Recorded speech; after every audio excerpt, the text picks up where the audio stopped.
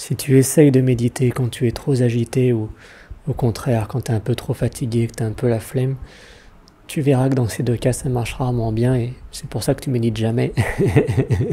C'est qu'en général c'est où tu es trop agité, où tu es trop fatigué. Donc ce qu'on va voir dans cette vidéo c'est les deux, à commencer par l'agitation. Donc quand tu es agité, ce qu'il faut garder à l'esprit, c'est ne va jamais penser que méditer ça va t'amener la paix.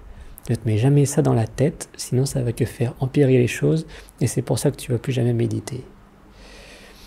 Quand tu vas t'asseoir, si tu t'assois pour méditer, ton intention, tu la mets pas dans la paix, tu la mets dans simplement observer. C'est le plus important, observer les voix dans la tête. Parce que ce qui va se passer, c'est que si tu te mets le but que c'est pour trouver la paix, et mettons que par chance tu y arrives, le jour d'après, qu'est-ce qui va se passer? La tête, elle s'en rappelle, elle se dit « Ouh, la dernière fois que j'ai médité, j'ai trouvé la paix. » Mais la tête, elle n'aime pas trop qu'on lui donne des ordres, on n'aime pas trop qu'on lui dit « il faut faire ça pour avoir ça ». Et du coup, après, ce qui va se passer, c'est qu'il va se dire « mais c'est quoi cette vie là, tu vois, je suis tranquille, j'ai pas vraiment envie de m'asseoir avec le dos droit et observer tout ça pour me sentir bien, pourquoi la vie elle est pas juste bien telle qu'elle ?» Et après, elle va se mettre que non, moi je préfère mes petites distractions, et tu vois, moi la paix c'est pas pour moi, c'est s'asseoir comme ça c'est trop d'efforts.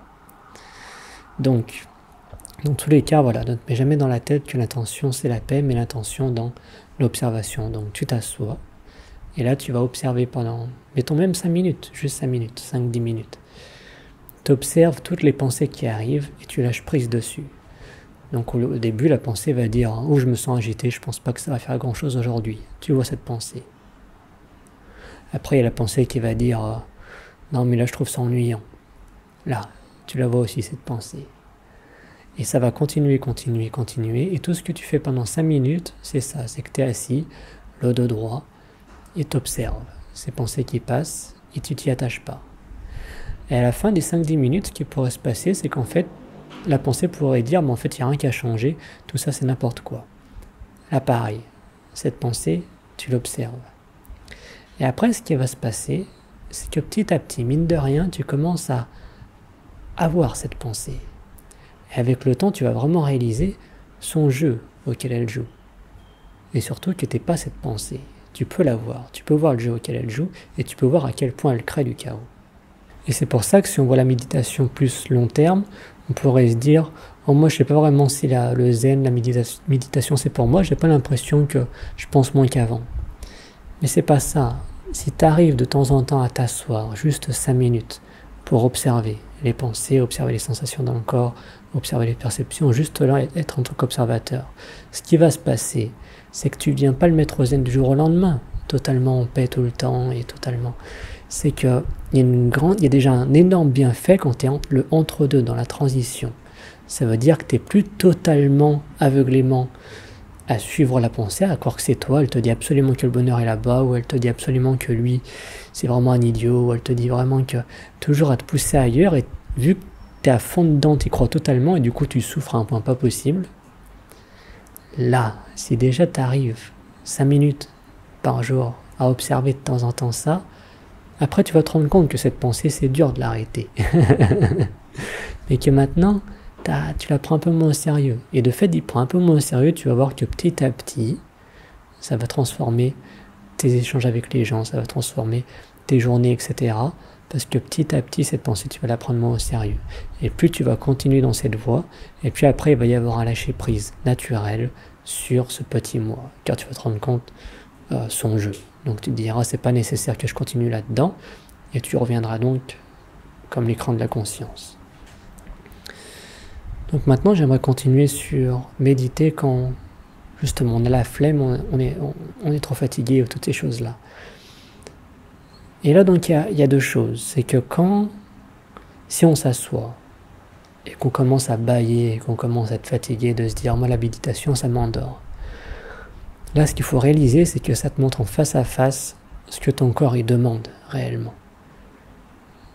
Que là, tu n'es plus en train de chercher des distractions pour oublier cette fatigue et essayer de faire, tu vois, retrouver la pêche, etc. C'est que là, ça te montre les choses telles qu'elles sont. Donc, si tu commences à méditer et tu te rends compte que ça te fatigue, c'est que tu as vraiment besoin de sommeil. Je suis vraiment sérieux quand je dis ça. Donc si t'es vraiment fatigué, va faire une sieste ou quelque chose, parce que la méditation, ça te montre en face à face ce qui est en train de se passer en ce moment. Tu peux pas t'échapper. Tu vas en face à face. Donc, regarde-y bien. Maintenant, la deuxième chose, c'est que parfois on va méditer, on va être à l'écran de la conscience, donc d'un coup on revoit, comme on le voit dans ces vidéos, c'est que là on voit pas seulement la chose qui est en face de nous, mais on voit notre extrémité gauche, extrémité droite, on voit toutes ces choses qui passent sur l'écran de la conscience, on fragmente rien, on n'étiquette rien, on entend les sons, on ressent les touchés, et tout ça, ça danse sur l'écran de la conscience, et à un moment il y a une paix qui peut arriver. Mais après on se rend compte que là qu'on est vraiment comme cet écran de la conscience passif, pareil, on a l'impression que moi, tu vois, le zen, ça me fatigue, tu vois, c'est qu'il n'y a pas vraiment d'énergie, c'est pas vraiment ça qui me fait du bien, j'ai l'impression. Et le truc, c'est ça. Donc là, j'aimerais vraiment mettre l'accent là-dessus, que quand on parle de l'observateur, c'est une période transitoire. Quand on dit observe les pensées, observe les sensations, observe les perceptions, comme l'écran de la conscience, c'est que là, d'un coup, tu as le regard un peu plus vide, et il y a tout ça qui passe sur l'écran de la conscience, ça relaxe, t'as enlevé tes chaînes. Maintenant, tu es de retour libre.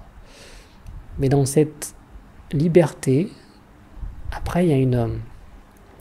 Comment dire, il y a un coup d'étincelle à remettre. Et ce coup d'étincelle, c'est que c'est toujours ce même écran de la conscience, mais maintenant, il y a une attention qui est vive. C'est que là, et c'est pas facile à expliquer parce que c'est pas avec les mots. Tu es déjà à l'écran de la conscience, il y a tout qui passe, tu es totalement à tout accepter, à tout embrasser. Mais après, on revient dans cette instantation vive. C'est que ce son, tu l'entends vraiment, il n'y a que ce son qui est là. Ce toucher, il n'y a que ce toucher. Quand tu as vraiment l'attention qui est vive, que tu es vraiment là maintenant tout de suite, tu es vraiment vif, attentionné à tout ce qui se passe, tu verras que d'un coup, il y a une énergie qui va commencer à arriver.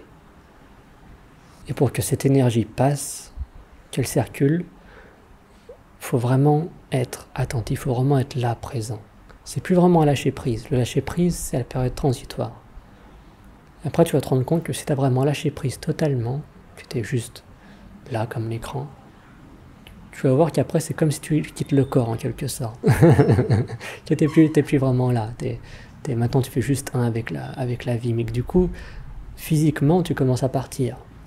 Et c'est là qu'après, il faut revenir une attention vive. Quand tu es de retour vif, alors il y a toutes les énergies qui circulent à nouveau.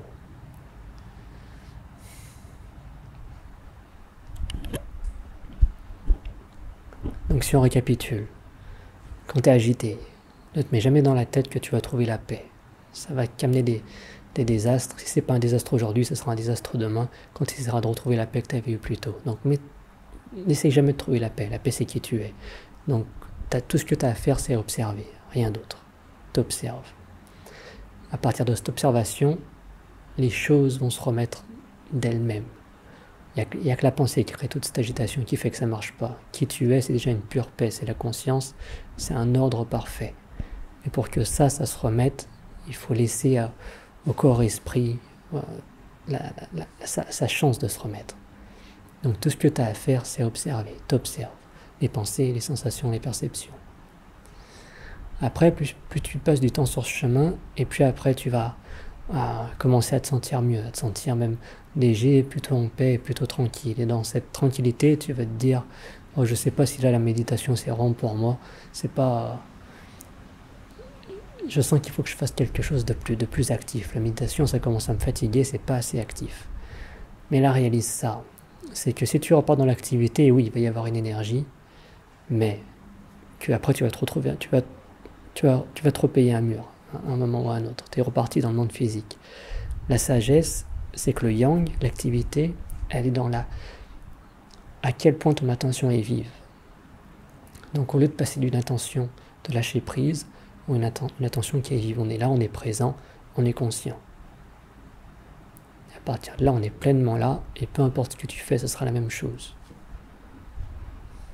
Que tu sois assis là tranquille, ou que tu sois en train de marcher, ou que tu sois peu importe où, cette énergie, il y a un truc qui va vibrer, peu importe, ce sera toujours là.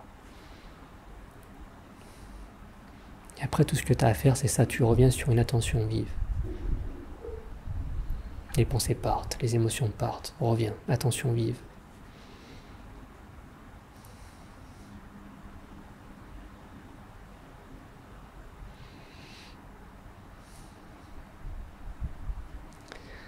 Et après tu joues avec ça, mais que ce chemin, voilà, ça va te faire réaliser que t'es déjà tout. Que ce bruit de la pensée, c'est comme le bruit de la voiture qui passe. Tout passe sur l'écran de la conscience.